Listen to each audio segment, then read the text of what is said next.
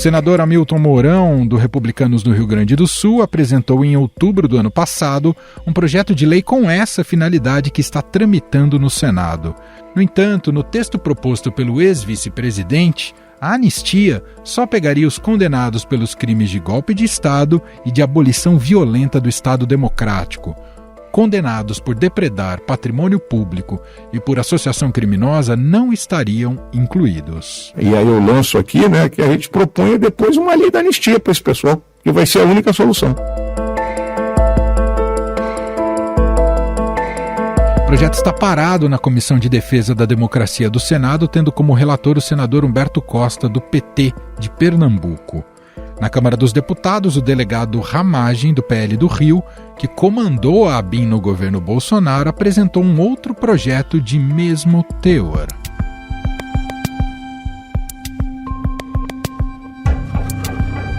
A Procuradoria-Geral da República já denunciou cerca de 1.400 pessoas pelos atos de 8 de janeiro.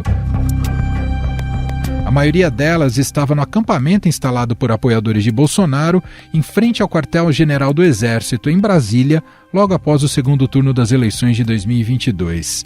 Até a semana passada, 86 pessoas já tiveram a condenação decretada pelo STF, com penas que chegam a 17 anos de prisão. Para julgar procedente a apresentação penal, as penas dos artigos 359-L, abolição violenta no Estado Democrático de Direito, golpe de Estado, dano qualificado, artigo 621, deterioração do patrimônio tombado, e 288, parágrafo único, associação criminosa armada. Eu fixo a pena final fica em 15 anos.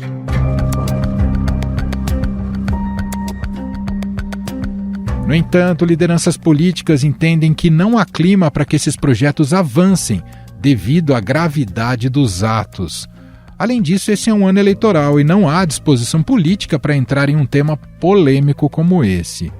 Outro aspecto é que pesquisas de opinião vêm mostrando que a maioria da população condena os atos de vandalismo. A pesquisa mostra que em todas as regiões do país, faixas de renda, escolaridade e idade, quase 90% dos brasileiros condenam as invasões do dia 8 de janeiro. Apenas 6% aprovam as invasões. A pesquisa da Genial Quest foi feita com 2.012 pessoas presencialmente entre os dias 14 e 18 de dezembro de 2023.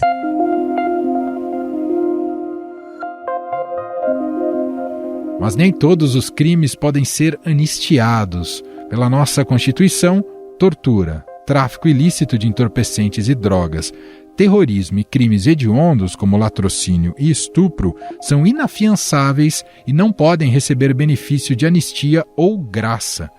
O último caso de anistia no país foi concedido para crimes políticos e valia para o período de 1964 a 1979, durante a ditadura militar. A anistia foi ampla, mas não irrestrita, como reivindicava a Voz Popular.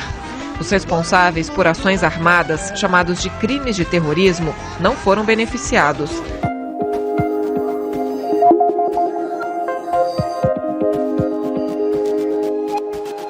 A Lei 6.683/79 pediu o retorno ao Brasil dos exilados e liberou das prisões os presos políticos, tornando-se um dos primeiros passos da abertura lenta, gradual e irrestrita.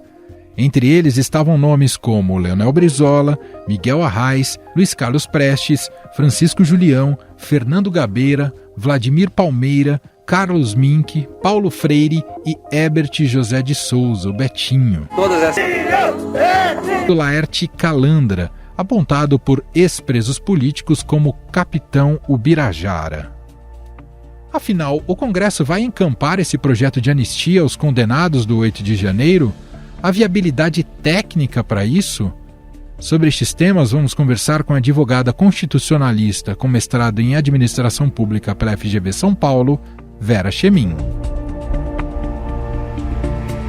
Olá, professora, seja muito bem-vinda, tudo bem? Emanuel, eu agradeço a confiança na participação dessa entrevista. Doutora, primeiramente eu gostaria de entender, na parte mais conceitual, sobre a existência deste instrumento legal da anistia em nosso Código Penal. Te pergunto, ele está de fato previsto e quando que ele pode ser aplicado? o Instituto da Anistia, ele está previsto tanto na Constituição Federal de 1988, quanto no Código Penal Brasileiro.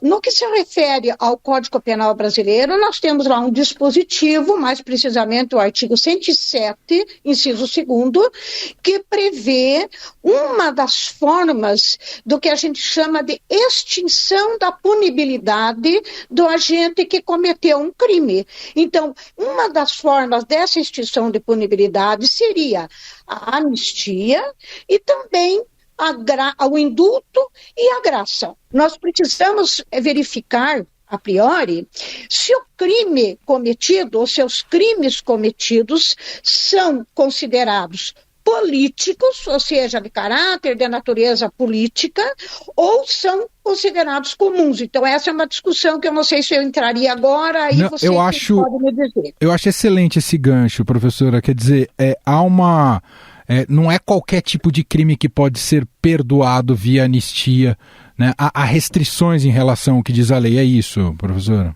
Sim, veja bem, na verdade, não existe uma lei atual da anistia, né? Nós sabemos que nós temos uma lei antiga, lá de 1979, e que teria perdoado todos aqueles agentes, tanto públicos quanto privados, que teriam cometido crimes políticos, agora veja bem, ou crimes comuns conexos aos crimes políticos, assim como eleitorais também, à época. Mas aquela lei já não serve mais para a gente. Ela valeu no período, exatamente no período de setembro de 1961 a agosto de 1979. Então, o que significa isso? Que os requisitos para que naquela época os agentes pudessem ser perdoados é que eles já teriam sido julgados e condenados antes da promulgação dessa lei aí, que foi o que aconteceu. Agora, no presente momento, o que nós precisamos, se for o caso?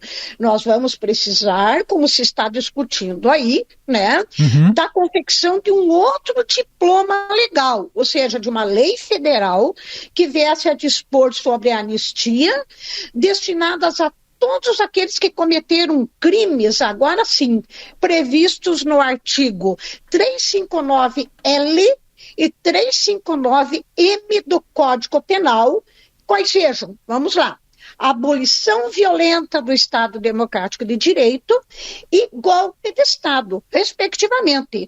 Ambos, então, só para acentuar, esses artigos 359L e 359M, previstos no Código Penal. Ok? Então, esse é o ponto, esse é o debate que vai ser, obviamente, travado no curto prazo aí, né? E que, obviamente, vai render muita polêmica, muita controvérsia, no sentido de reconhecer esses crimes seriam de natureza política ou seriam crimes comuns ou ainda seriam crimes comuns conexos aos crimes políticos. E aí, eu te digo, veja bem, se nós partimos literalmente de uma interpretação em verbos, esses crimes estão previstos no Código Penal. Se estão previstos no Código Penal, eles são crimes considerados comuns. Ponto. Agora, não sei se é o ponto final, eis a questão. Por quê? Veja bem, abolição do Estado Democrático de Direito, golpe de Estado. Agora, para que as pessoas possam entender o que é um crime político, Emanuel, eu acho que é importante, Verdade, né? É um bom ponto. É aquele crime que vai ferir a soberania, no caso aqui do Estado brasileiro, a sua integridade, tá? A estrutura institucional do Estado brasileiro, ou seja, o conjunto das instituições, tá? Ou ainda o regime político, qual seja o regime democrático, né? O Estado Democrático de Direito. Se nós partimos desses pressupostos, nós vamos ter que reconhecer que esses crimes são de natureza política. Ou, na pior das hipóteses, são crimes comuns, porque estão previstos lá no Código Penal, como eu acabei de colocar, só que estão conexos há um crime de natureza política. E isso quem vai interpretar, a princípio, vão ser os órgãos competentes, os poderes competentes, quais sejam, vamos lá? Eu falei que a anistia é um ato político, que terá que ser concedido por meio de lei, no caso federal, de competência do Congresso Nacional e do chefe do Poder Executivo Federal. O que acontece aqui? Então, nós vamos depender primeiro da vontade política, né? Da vontade do Congresso Nacional. E aí tem aquele senãozinho. Por que a competência é também do presidente da República? Porque o Congresso Nacional, ao criar a lei, ao aprovar essa lei por maioria absoluta, ele terá que remeter ao presidente da República para a sua sanção ou veto. E aí entra naquele nosso esquema conhecido. Se ele sancionar, tudo bem, a lei será promulgada.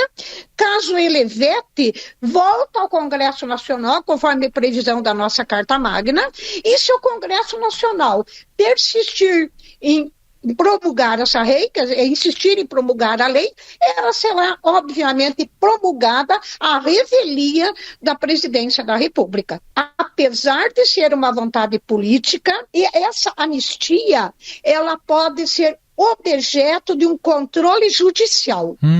Excelente. Entendeu? Ponto. A senhora está dizendo que o Supremo poderia intervir nesse caso? Exatamente. Se nós tivermos aí uma provocação que nos tempos que nós estamos vivendo, né, de intensa polarização política e ideológica, né, dessa rivalidade interminável entre a direita e a esquerda, mas não se pode descartar, em hipótese alguma, que alguns dos partidos políticos do próprio Congresso serão os responsáveis pelo ajuizamento de uma ação direta de inconstitucionalidade, ou seja, que pretenderia questionar a constitucionalidade dessa suposta lei a ser promulgada, tá?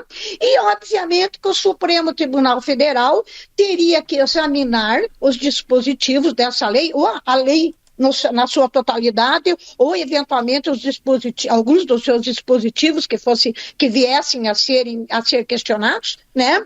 E obviamente o que o STF iria analisar? Se de repente existiria o que a gente chama de um desvio da finalidade de legislar, isso por parte do Congresso Nacional, eventualmente uma hipótese de que ele estivesse legislando essa lei para beneficiar determinadas pessoas, né, e que de repente não teria, essa lei então estaria sendo inconstitucional, o que a gente chama de desvio da finalidade de legislar, ou ainda algo que viesse a afrontar o que a gente chama do princípio do devido processo legal. Eu quero voltar nos pressupostos e pegar um pouco a sua interpretação, doutora. Nesse caso daqueles que já foram condenados ou estão sendo julgados aí pelos ataques ali à democracia no dia 8 de janeiro, tecnicamente, pelos pressupostos, como a senhora nos explicou aqui, tecnicamente há viabilidade para enquadrá-los como crime político, na sua visão? Eu acredito que sim. Há uma certa viabilidade, há uma certa possibilidade, sim, de acordo com o que eu acabei de te colocar. Sim. Né? Se o Congresso Nacional debater a questão, e obviamente que ele vai submeter essa questão à Comissão de Constituição e Justiça também, de cada casa legislativa, então tanto a Câmara quanto o Senado Federal. Né? Então, a partir do momento que passe pela Comissão de Constituição e Justiça, a princípio a gente terá que reconhecer que ela seria constitucional. Tá? Quer dizer, a hipótese de reconhecer que esses crimes seriam de natureza política seria constitucional, a princípio. Tá? Uhum. Então, passando pelo Congresso, porque veja, é como a gente colocou, se você partir da definição de um crime político, você não tem como deixar de reconhecer que teria, no mínimo, uma conexão com um crime político, seriam crimes comuns conexos a um crime político, né? Porque, obviamente, supostamente teria afrontado o Estado Democrático de Direito, estaria lesando a soberania, né, as instituições, não é mesmo? O regime democrático. democrático. Sim. Então, a princípio, sim, haveria essa forte possibilidade do Congresso debater e aprovar essa lei. Doutora, te fazer uma pergunta hipotética, mas ela é muito plausível, porque muita gente enxergou esse pedido de anistia, né, no discurso do Bolsonaro, também com sentido de autoproteção. Bolsonaro, no futuro, já que ele está sendo investigado por tentativa de golpe de Estado, ainda na fase de investigação, que isso poderia também favorecê-lo no futuro. Em tese, coloco aqui que em tese jurídica, né, dadas as investigações que a Polícia Federal tem empreendido nesse segmento junto ao Bolsonaro, né, de tentativa de golpe de Estado, ele também futuramente, caso condenado, ele poderia também ser beneficiado por um projeto de anistia? Somente se ele for julgado e, no caso, condenado, né, supostamente condenado, e essa lei viesse a ser promulgada após esse julgamento e após essa condenação. Ok? No momento atual, não, e nem no curto prazo, né? Porque nós teríamos que ter um julgamento, uma condenação, não só dele, como de todos os supostamente envolvidos em todos esses crimes, né? E aí, claro, a partir do momento que você tenha a condenação transitada em julgado, ou seja, não se admite mais nenhum recurso, ele já estaria supostamente preso, assim como os demais assessores. Aí sim, se o Congresso Nacional vier a promulgar uma lei da anistia para beneficiá-los, sim, aí haveria a possibilidade dele ser incluído nessa lei da anistia e sair ali, digamos, com a extinção da sua punibilidade. Veja bem, se a gente, digamos assim, pensar que a tradição do Brasil é no sentido, como é que eu posso dizer para você, que o Brasil tem tido a preocupação, a sua tradição tem sido no sentido de pacificar, digamos assim, conflitos, interesses em jogo, como forma de garantir a paz, como forma de garantir a segurança nacional. Então, se você partir também desse pressuposto, né?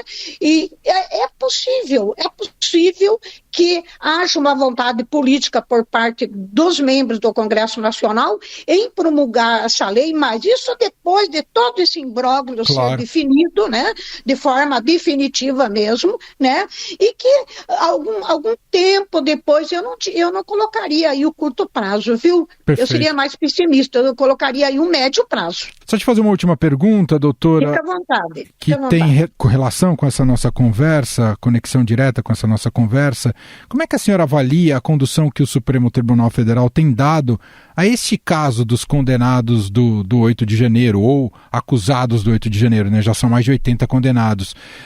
Já se falou até num rigor excessivo. Como é que a senhora avalia que o Supremo tem conduzido esse caso? A resposta tem sido também tecnicamente à altura aos problemas ali apresentados ao Supremo? Bom, eu vou fazer uma análise bem imparcial, como é da minha natureza, Emanuel, tá? Às vezes agrada a direita, às vezes agrada a esquerda, e aí é o meu problema, mas eu prefiro ficar assim. Tem uns que não gostam, tem uns que gostam, mas enfim, vamos lá. Eu considero, veja bem, aqueles atos que foram cometidos no 8 de janeiro, eu considero que foram cometidos por pessoas completamente desavisadas. Eu concordo com o ministro Nunes Marques quando ele colocou no seu voto que haveria a existência de grupos heterogêneos lá. Eu concordo, não havia uma coordenação de todas as pessoas que estavam lá, eram pessoas deslocadas, eu diria alienadas, sem qualquer noção da gravidade dos atos que estavam cometendo. Quer dizer, elas podem até ter sido estimuladas por algumas pessoas, ou algum evento, de forma direta ou indireta. Isso eu não sei, então, portanto, não posso afirmar. Mas, independentemente desse suposto estímulo ou dessa suposta incitação direta ou indireta, e isso é problema do Poder Judiciário, né?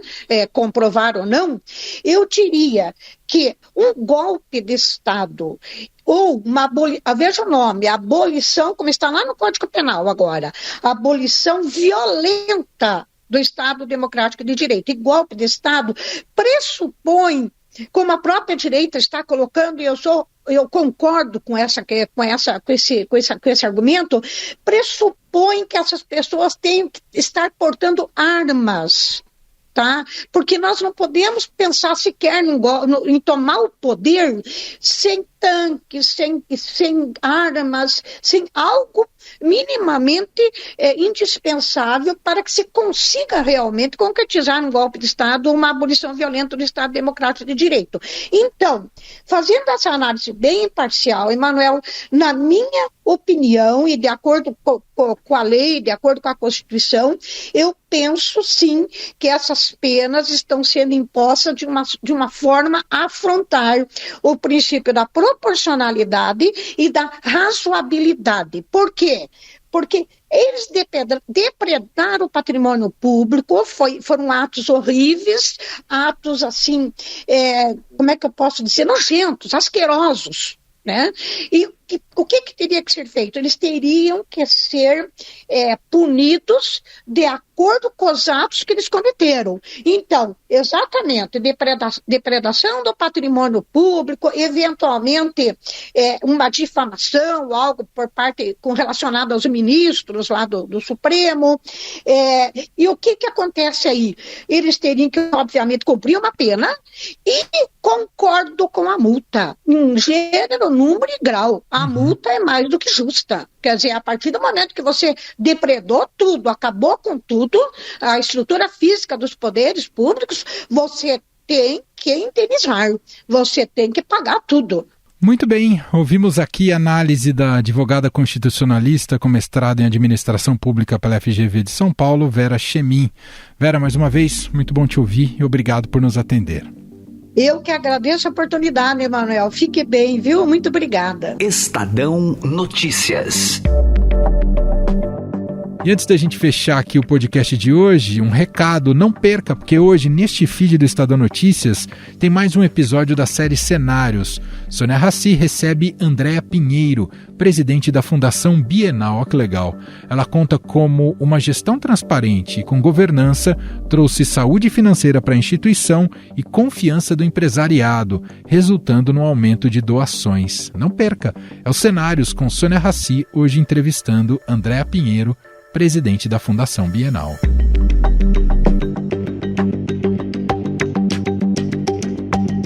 E este foi o Estadão Notícias de hoje, quarta-feira, 28 de fevereiro de 2024. A apresentação foi minha, Emanuel Bonfim. Na produção, edição e roteiro, Gustavo Lopes, Gabriel Alegrete e Gabriela Forte. A montagem é de Moacir Biasi. E o nosso e-mail, podcast@estadão.com. Um abraço para você. E até mais.